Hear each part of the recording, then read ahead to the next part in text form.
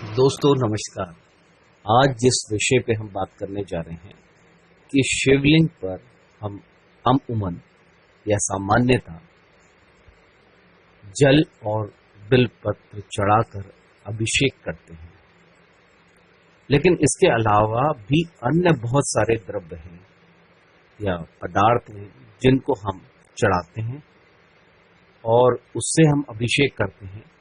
तो उस अभिषेक को करने के हमारे को नाना प्रकार के बहुत तरह के फायदे मिलते हैं। ऐसा शिव पुराण में वर्णन किया गया है। यदि आप जल से अभिषेक करते हैं भगवान शिव का, तो इससे आपको मन की शांति मिलती है। साधारण जल से अगर हम करते हैं तो इससे आपको मन की शांति मिलती है। यदि कुशा और जल, कुशा आप जानते हैं घास, एक प्रकार की घास है, कुशा के साथ जल, कुशा और जल को एक साथ लेकर अभिषेक करते हैं तो इससे रोग व दुख से आपको छुटकारा मिलता है या उसमें कमी आनी शुरू हो जाती है। दही से अभिषेक करने पर पशु, भवन और वाहन की प्राप्ति होती है। इसके अलावा दही अगर आप अर्पित करते हैं तो आपके जीवन में उल्लास बढ़ता है, उमंग बढ़ती है। आप जो भी एक प्रकार के उत्साह को महसूस करेंगे, मानसिक होगा, आत्मिक होगा, शारीरिक होगा, आपको लगेगा कि आपको जीवन में कुछ बेहतर करना है। तो दही से अभिषेक करने का ये फल बताया गया है। शिवलिंग पर अगर चंदन से करते हैं अभिषेक भगवान का, तो यश और मान सम्मान की प्राप्ति होती है। गन्ने के रस से अगर आप अभिषेक करते हैं तो यह आपको लक्ष्मी का लाभ देता है।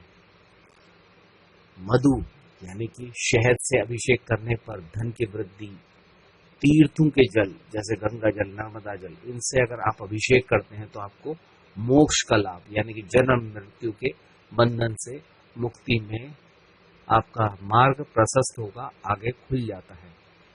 अगर आप भाव से कोई भी क्रिया करते हैं तो उसका परिणाम जरूर मिलता है, चाहे वो साधारण से साधारण कार्य हो।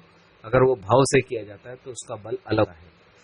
इत्र से अगर आप अभिषेक करते हैं तो रोगों का नाश होता है। दूध से अगर आप अभिषेक करते हैं तो आपको एक श्रेष्ठ, अच्छी, सुंदर, बढ़िया संतान की प्राप्ति होती है और आपको बहुत प्रकार के रोगों में भी कमी आ जानी शुरू हो जाती है।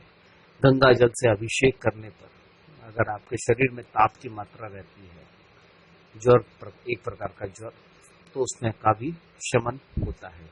आप अगर करते हैं तो आप जो भी औषधि अपने जीवन में लेते हैं उसका विफल आपको, यानी कि वो आपको सूट करने लग जाएगी। दूध और शर्करा मिश्रित चीजों से अगर आप अभिषेक करते हैं भगवान शिव का, तो इससे आपको सद्बुद्धि की प्राप्ति होती है। घी से अभिषेक करने पर वंश का विस्तार होता है। सरसों के तेल से अभिषेक करने से रोग व शत्रुओं का नाश होता है। गौर ग्रह बाधा जो दोष होते हैं ग्रह संबंधी, उसमें भी कमी आनी शुरू हो जाती है। और भगवान शिव का इस समय जब आप शिव का अभिषेक करें तेल के माध्यम से, यानी कि सरसों के तेल के माध्यम से, तो एक पतली सी धार द्वारा इसका अभिषेक करें शिव के विग्रह का, शिवलिंग का। और भगवान शिव के जो नील वर्ण है, आप उसको अपने मस्तक पर ध्यान लाएं कि भगवान शिव को उस स्वरूप में मैं ये अर्पित कर रहा हूँ। तो ये बहुत उत्तम उपयोग बताया गया है या प्रयोग बताया गया है। यदि लंबे समय से बीमार चल रहे हैं तो स्वास्थ्य संबंधी आपको आपदाएं आती रहती हैं, तो काले तिल दूध के साथ मिलाकर आप इसको अर्पित करते हैं भगवान शिव को, तो इससे आपके जीवन से दुर्भाग्य की कमी आनी शुरू हो जाती है। और उसके अलावा आप चंदन लगाएं भगवान शिव को, और पत्ते हो गए, बिल पत्र हो गए, शमी के पत्र हो गए, ये आप जरूर चढ़ाएं। ये आपको विशेष प्रकार के लाभ देते हैं और इससे आपके जीवन में सकारात्मकता भी आती है। घी में सदैव गौ घी या गौघृत का ही प्रयोग करें, वो ही सर्वोत्तम है। अन्य घी को ना ही चढ़ाएं तो ज्यादा बेहतर है। इससे अगर आप घी, एक अच्छा गाय का घी इस्तेमाल करते हैं पूजन कार्य में, तो इससे आपके जीवन में सकारात्मकता और बल की उपस्थिति दिखाई देगी, आपके विचारों में सकारात्मकता आएगी। और इसके अलावा आप ये कर सकते हैं कि जब भी आप भगवान शिव का अभिषेक करें तो नंदी, पार्वती, इन सब स्वरूपों में जो पिंडी के सामने होते हैं उनको भी इसी प्रकार से आप चीजों का अर्पण करें। विशेषकर अक्षत हो गया, चंदन हो गया, बिलपत्र हो गया, आकड़े के फूल हो गया, धतूरे हो गए, ये जरूर चढ़ाएं, जल चढ़ाएं, ये अनिवार्यता है।